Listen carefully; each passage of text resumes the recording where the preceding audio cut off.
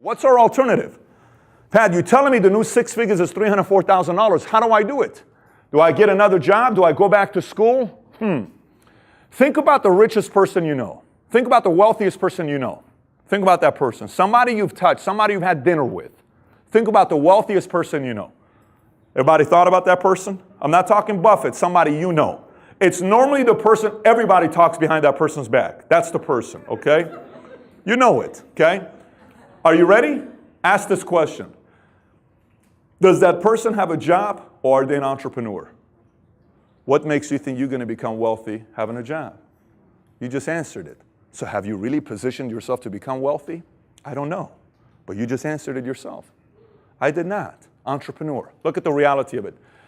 They tell us go to high school, have a 4.0 GPA, and go to college to get a degree because everything's going to be fine. 83% of college seniors today, according to LA Times, do not have a job lined up. 83% of college seniors today. Why do you want me to go to school and spend mommy and daddy's $200,000? Has it become a business, this college thing? Why even 4 years? Why can't I do college in a year and a half? I'm never going to use physics. My business has nothing to do with physics. Why are you wasting 3 months of my time and $700 for that class?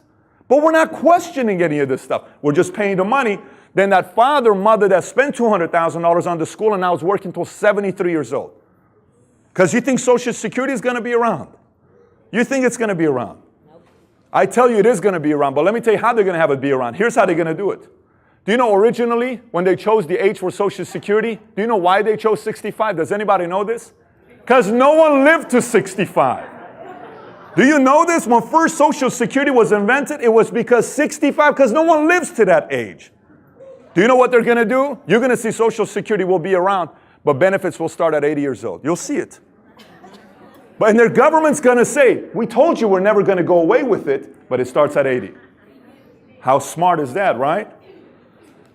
66% of Americans make less than $41,000 per year. 65% of all new net jobs are not created by the government or these big Wall Street corporations.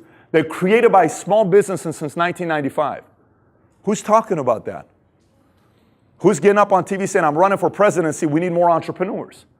We need more. When's the last time you saw a governor, senator, president get up on TV and say, American people, please start reading these 5 books on how to start a business and how to manage your own finances? When's the last time we had that? Why isn't any politician recommending books for us to read on getting our finances in order? Why don't they tell us that? I don't understand that concept. Educate us and we'll be free. So what is an entrepreneur? In simple words, it's a risk taker. But let me skip this here. Where did it all begin? Columbus comes to America. He was the first entrepreneur to make it here to the New World, according to what history tells us. His mission was to find a way to trade for spices. George Washington was an entrepreneur, manufactured 2 products in his crop, flour and distilled whiskey. Michigan was the first university to offer a course in entrepreneurism. Do you know how many universities are teaching classes to become an entrepreneur today? Hundreds. Do you know why? People are starting to figure it out. They're starting to figure it out. You know what generation is really figuring it out? It's so interesting to me. It's boomers. Do you know why boomers are figuring it out? Because they have the most experience in the workforce and they know it doesn't work anymore. And millennials and Gen Xers are not asking anything, questioning anything. They're just doing what boomers did. They're going and getting a job. They're not realizing the original reason why 9-to-5 job was created. Do you know originally, you know this 9-to-5 is only an 80-year period thing. Anyone knows this? Like 9-to-5 has not been around for thousands of years. It's only 80 years old. Do you know why we agreed to work 9-to-5? Why 9-to-5? Do you know why we agreed to work that 9-to-5? Do you know why? Daylight hours. Daylight hours. And do you know who invented 9-to-5? What was the company that invented 9-to-5? You should know it. You know it. Ford Motor Company. At that time, Ford was a godfather of companies in Detroit. Whatever they did, everybody else did. So here's how it was. Hey, Vicky, I would like to have you give 30 years of your life to my company, Ford Motor Company. And Vicky says what? She goes like this, and she says what? Your question would be what?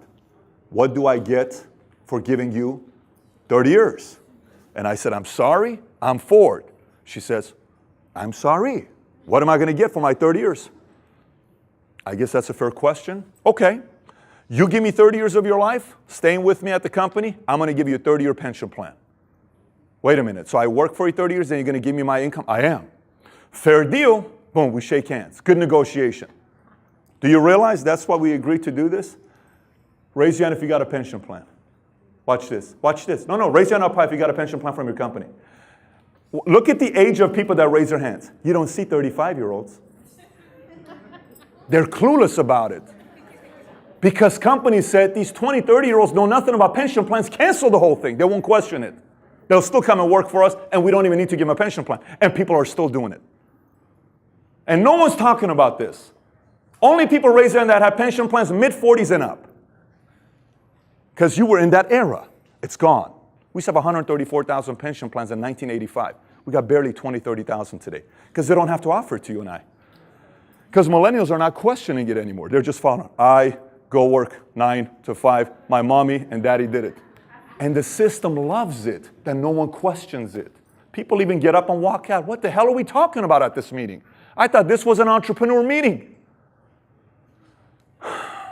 So, why do you think there aren't more entrepreneurs in America? Folks, how many of you have thought about starting your own business? Raise your hand.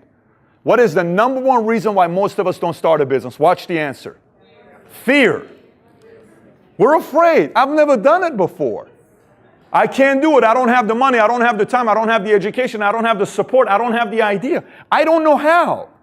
Watch this though. Why are the reasons why most entrepreneurs become entrepreneurs? Why do you think they do? See, I think there's two reasons. One is the common reasons. The other one is the deeper reasons.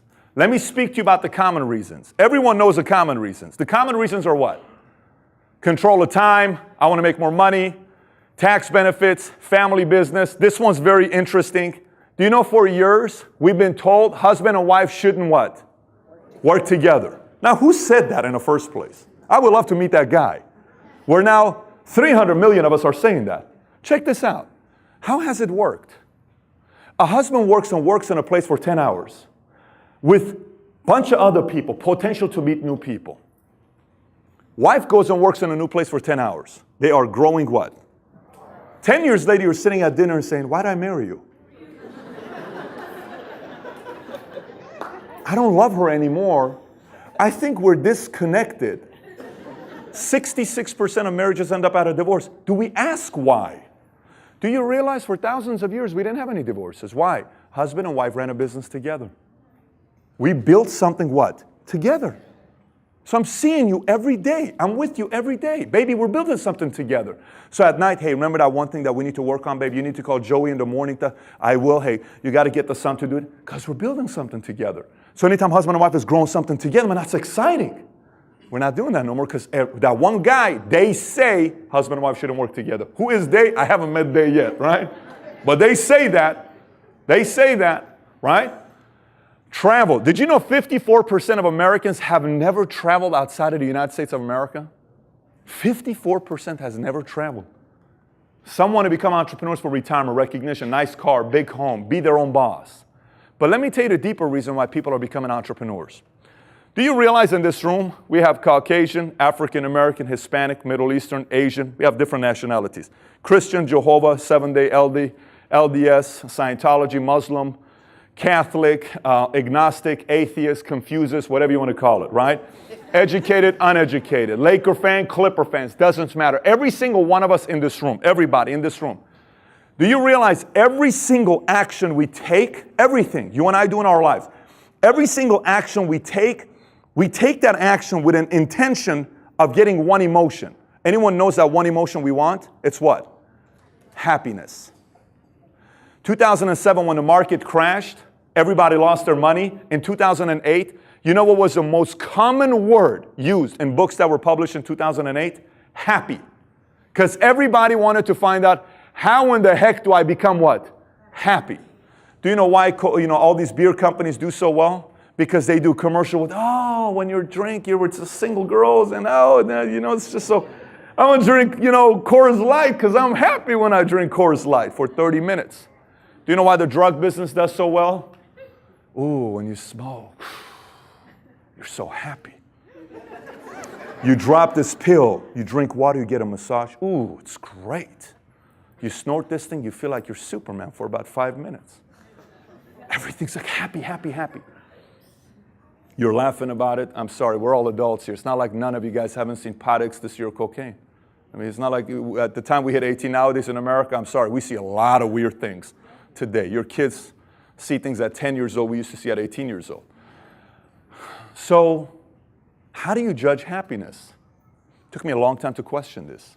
I decided judging happiness on the lifespan of that feeling of happiness. This is 30 minutes. This is very short.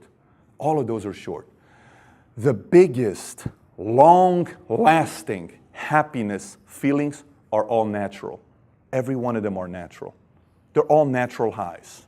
All of them. And we'll talk about that here in a minute. Do you know everybody here wants to be fulfilled? Do you know everybody here wants to live a meaningful life? We may disagree on a lot of things. There isn't a single soul here who doesn't want to live a meaningful life. Any parents in the room, raise your hand if you got kids. Hey, what do you and I want our kids to say about us when we die? Honestly. That they like us? You know they're going to say stuff about us when we're dead that they never said when we're alive. Yes? Look, some of us don't have living parents, and we wish we had 5 minutes with them to tell them some stuff we didn't say. None of us are perfect. But you know what's going to happen? We'll be in heaven, and we're going to go and say, hey God, I cleaned that cloud. Am I cool to check out my kids real quick? You cleaned the good. I cleaned the good. I'm telling you, the cloud is clean. Okay, go ahead. We're good? Okay, good. Because, you know, I got good technology up there, right? So I'm going to come, I'm going to say,